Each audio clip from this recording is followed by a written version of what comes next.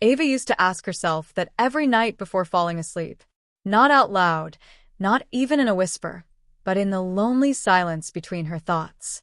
It wasn't that they didn't love her, she told herself. Maybe they just didn't see her. Or maybe they stopped looking a long time ago.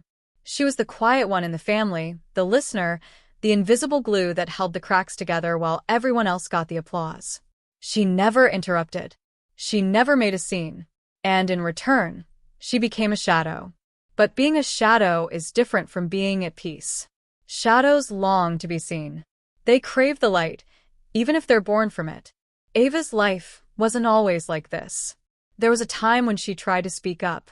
She tried to earn her place at the table, not just to sit there, but to be noticed sitting there.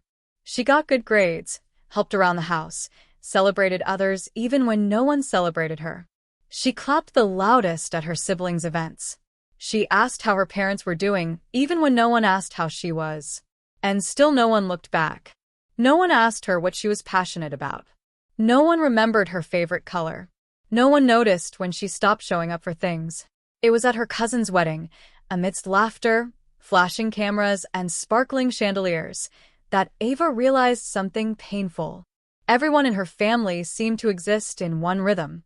She was moving in another. Conversations passed through her like wind.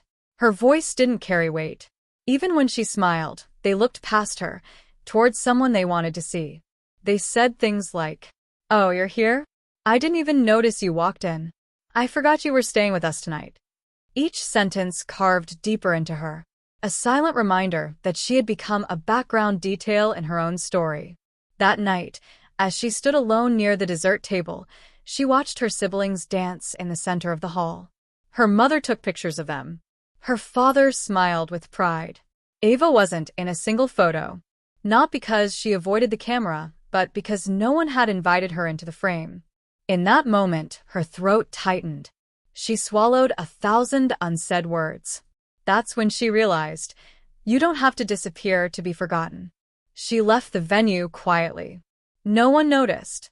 Outside, the cold wind brushed against her skin, almost as if the universe was offering her the embrace she never received.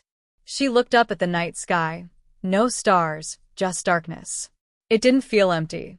It felt honest. That was the moment something inside her changed. She didn't cry. She didn't break. She just made a quiet promise to herself.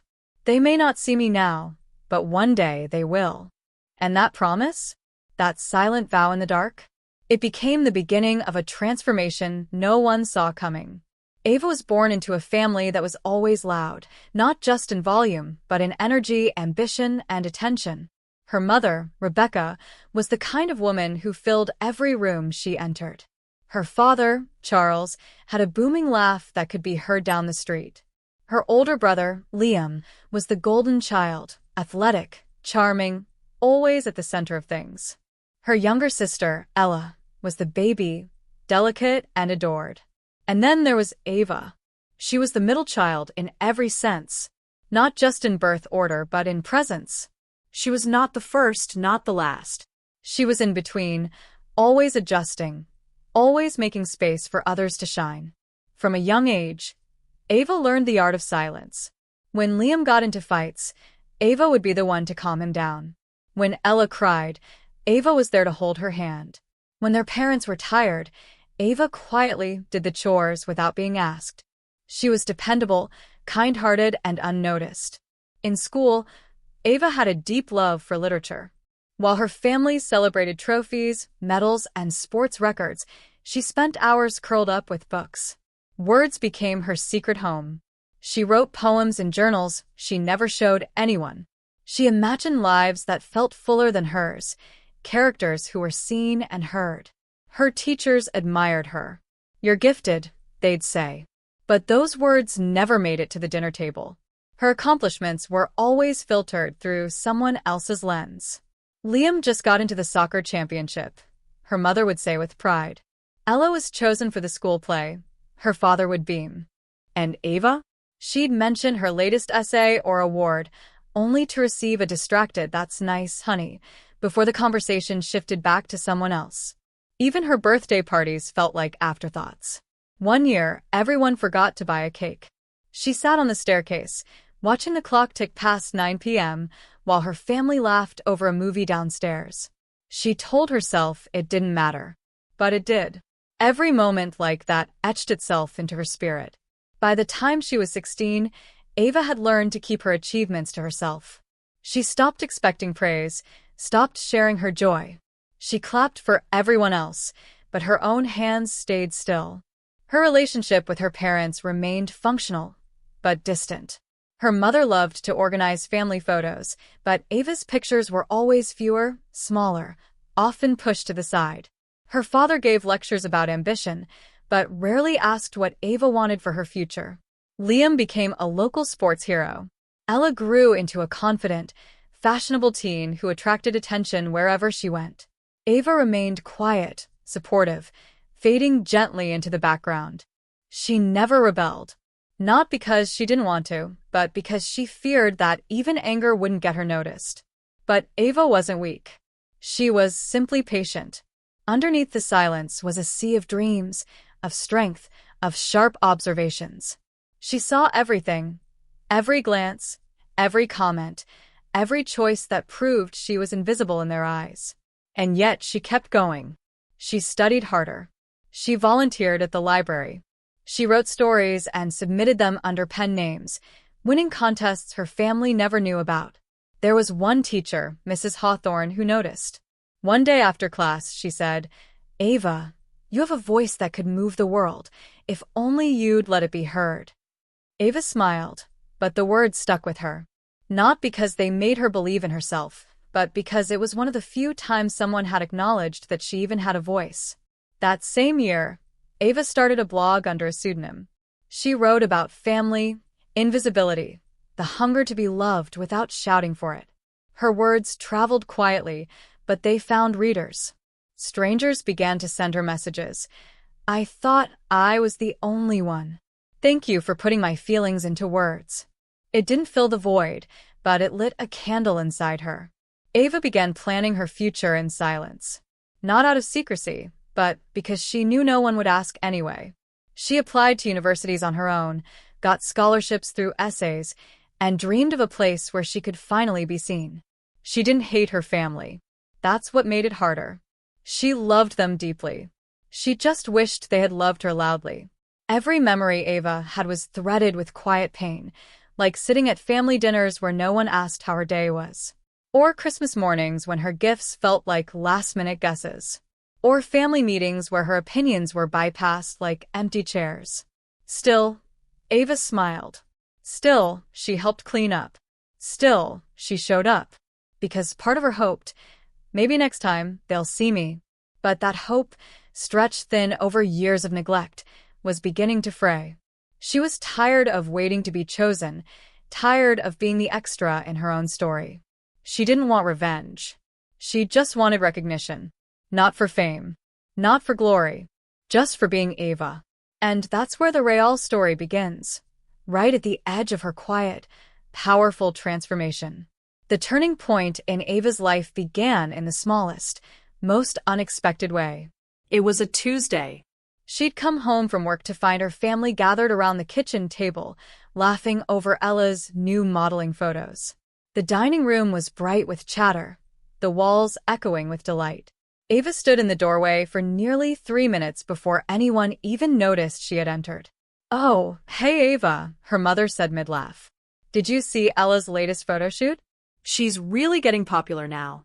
She might even land a brand deal." Ava smiled faintly. "That's great." She set her bag down. No one asked her how work had been, even though she'd just finished designing the final layout for a national magazine, her biggest editorial project yet. It had her name, her ideas, her creativity etched into every page. But no one knew. No one asked. No one even glanced at her. That night, as she lay in bed, Ava felt something she hadn't felt in years. Not sadness, not disappointment, but quiet rage. A kind of rage that didn't scream or break things, but stirred deep in her bones. She realized that being forgotten wasn't just about other people's actions.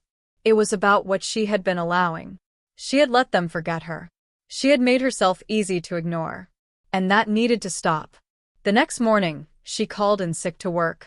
Not because she was ill, but because she needed clarity. She took a long walk through the woods behind her house, her breath syncing with the rhythm of the wind in the trees. Every step was a confrontation, with herself, with her history, with her silence. She thought about how many times she'd dim her own light so others could shine. How often she'd swallowed words because she didn't want to disrupt the peace. How long she had allowed herself to disappear in her own home. But what if the peace she was preserving wasn't peace at all? What if it was just avoidance dressed up as harmony? That week, Ava made a decision. She would not beg for attention. She would not scream or cause drama. She would become undeniable, and they would either see her or live with the weight of missing out.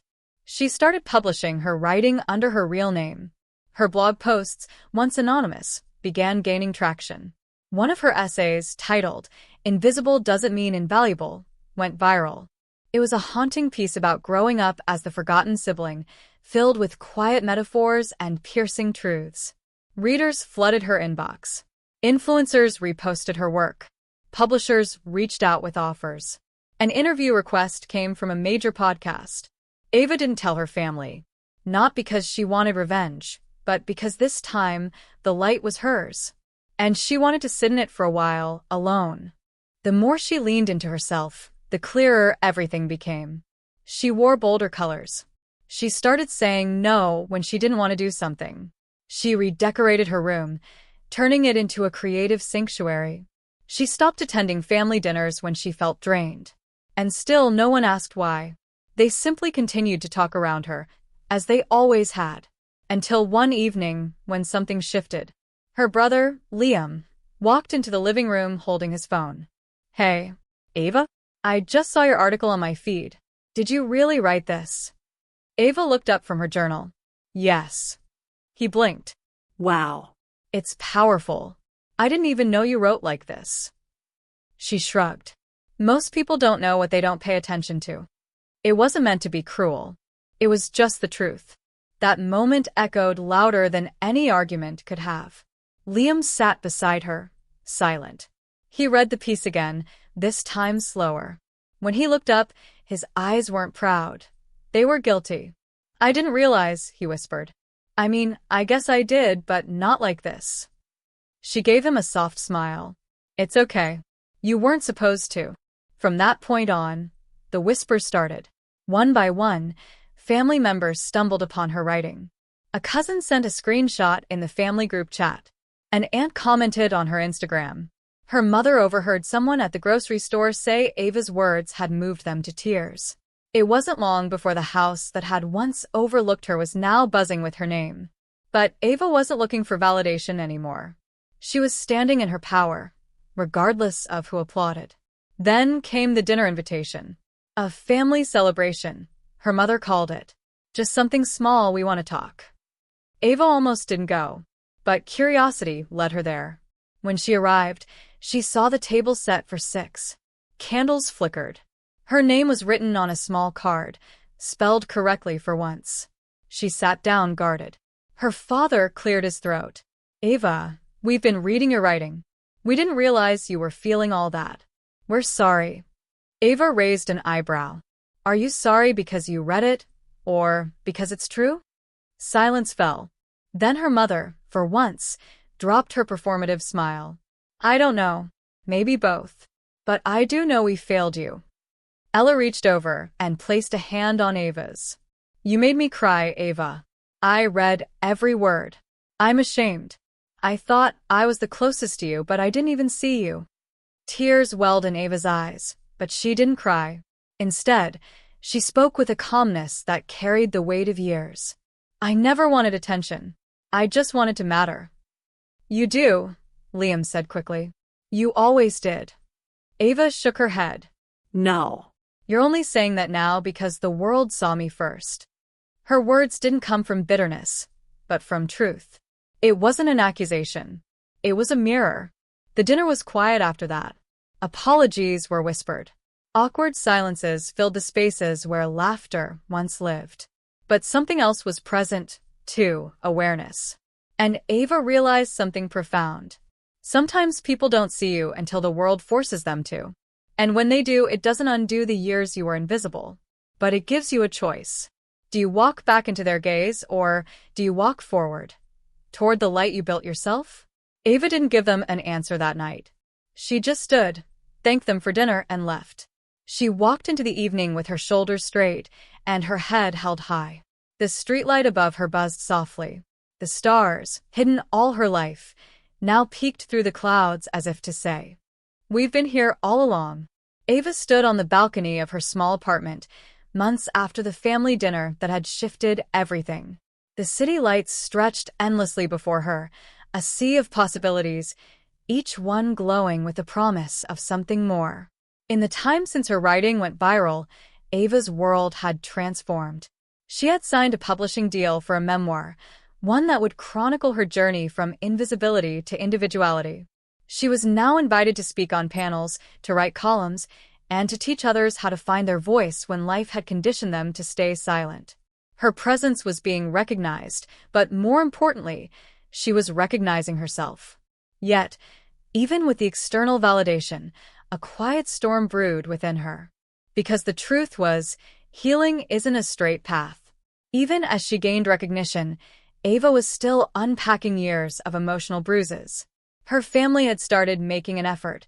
They called more often, read her articles, invited her to gatherings, but Ava couldn't shake the feeling that their eyes saw a version of her. One they now admired, one they could be proud of, but not necessarily the real her, the girl who had always been there. One night, her mother called. "We're hosting a family reunion. Big one. Everyone's coming. We'd love you to speak." Ava paused. Speak about what? About your book, your journey. People would love it. The offer was tempting, but her instincts pulled her back. This wasn't just a speaking gig. It was a test. Could she return to the very place that forgot her, and now celebrate being remembered? Ava agreed, but only on one condition: that she would speak last. She wanted the full room, the full attention. She wanted to speak after the laughter had settled, after the wine glasses were nearly empty, when people were vulnerable, unguarded. When the day came, Ava stood in the corner of the garden as relatives buzzed around her. Some recognized her immediately. Others approached awkwardly. Guilty smiles, polite compliments. "I had no idea you were so talented," one cousin said. "You've really made something of yourself," an uncle offered. Ava smiled and nodded, her chest tight with emotion she couldn't fully name. Was it pride? Discomfort? Both. Finally, her name was announced. She stepped forward to the front of the patio, holding the microphone loosely. The garden lights flickered overhead, casting a soft golden glow over the expectant faces. She didn't look at anyone directly. Instead, she looked up at the stars. Then she began. "I used to wonder if I was born invisible, or if I simply became that way to survive. When you grow up in a room full of people and still feel alone, you start questioning your worth. You begin to believe that silence is a virtue, that being unnoticed is a sign of being good. That if no one is clapping, you must not be worth clapping for. But I was wrong. Invisibility is not humility. It's a wound. And silence is not peace. It's a cage. I know many of you here never meant to overlook me. You were busy. Life was loud. Things were chaotic. But let me tell you something, it doesn't take cruelty to erase someone. All it takes is neglect." A hush fell over the garden. Forks stilled. Eyes dropped. Ava continued, her voice steady. "I spent years in the background, always watching, always wondering when it would be my turn to matter. And I learned something important during that time. You don't have to wait for anyone to choose you. You can choose yourself. You can stop asking for a seat at a table that was never built with you in mind, and build your own." She paused, letting her words settle like dust on still water. "I'm not here tonight to point fingers or shame anyone. I'm here to tell the girl sitting in the corner, where I once sat, that she is not invisible. She is watching. She is listening. She is growing. And one day, when the world least expects it, she will rise." The silence was thick with emotion. Some eyes were wet with tears. Others held the weight of realization. Ava closed with one final sentence. See the ones who never ask to be seen, because they often carry the brightest light. She set down the microphone and walked away, not toward her family, not toward applause, but toward the small gate at the back of the garden. As she stepped out into the quiet night, a figure followed her. It was her mother. Ava, wait. Ava turned, her heart open but guarded. I don't know how to undo everything, her mother whispered. But I want to learn how to do better. If you'll let me. Ava looked into her eyes. They were softer now, not frantic, not performative. Just real. I'm not asking to go back, Ava said. I just want to go forward, honestly. Her mother nodded. Then let's start there. They embraced, not as mother and daughter defined by roles, but as women learning to truly see each other for the first time. That night, Ava didn't go home feeling fixed. But she felt heard. And sometimes, that's the beginning of everything. In the weeks that followed, the world kept turning. Her book hit bestseller lists. She was invited to universities, conferences, podcasts. Strangers told her she gave them the courage to speak up in their own lives. Messages flooded her inbox. I thought I was alone. You told my story. You saved me. But Ava knew she hadn't saved anyone. She had just told the truth. And in doing so, she had saved herself. One evening, she returned to the same balcony where it all began. The city hummed beneath her, alive with motion. She took a deep breath, opened her journal, and wrote. I was forgotten by my family until they saw me. But I had already seen myself. And that was enough. So now I ask you, have you ever felt invisible in a room full of people who claim to love you? Have you ever dimmed your light just to make others feel more comfortable? Have you ever swallowed your voice because it seemed no one cared to listen? If the answer is yes, then know this. You are not alone. You are not broken. And you are not the problem. Sometimes, people are too caught up in their own noise to notice the quiet brilliance standing right beside them. But your value doesn't diminish because others fail to see it. Just like the moon doesn't lose its glow on a cloudy night. You were never meant to beg for love, for validation, or attention. You were meant to be honored, to be known. And if the people closest to you can't do that, then let that be the beginning of your becoming, not the end of your worth. Ava's story is not just her own. It's yours. It's mine. It's every soul who has waited too long to be chosen, only to discover that the greatest choice you can make is to choose yourself. So, if you're still waiting to be seen, stop. See yourself. Fully. Fiercely. Finally. Start that blog. Wear that bold color. Speak your truth. Walk away from rooms that silence you. Walk toward your own light. Because one day, when you least expect it, they'll look back and realize what they lost when they didn't see you. But by then, you'll already be somewhere higher. Somewhere brighter. Somewhere free. So this is your permission, dear soul. No more shrinking. No more silencing. No more apologizing for your presence. Let them see you. But more importantly, see yourself. Because you were never forgotten. You were simply becoming unforgettable.